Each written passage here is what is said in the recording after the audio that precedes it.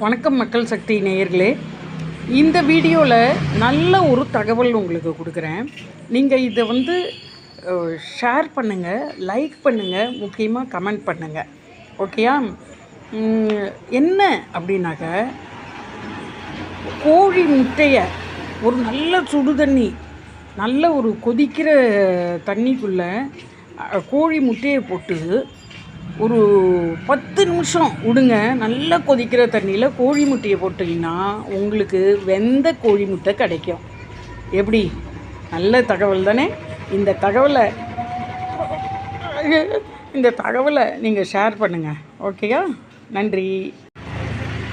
யாரெல்லாமோ தியாகிங்கிறாங்க. நான் ஒரு நல்ல தகவல், அதுவும் நான் பியூர் வெஜிடேரியன். முட்டை அப்படின்னு வாயால் சொன்னால் கூட எனக்கு பாவம் தொத்திக்குமோ அப்படின்னு நினைக்கிற வெஜிடேரியன். நான் உங்களுக்காக ஒரு அரிய தகவலை சொல்லியிருக்கேன்.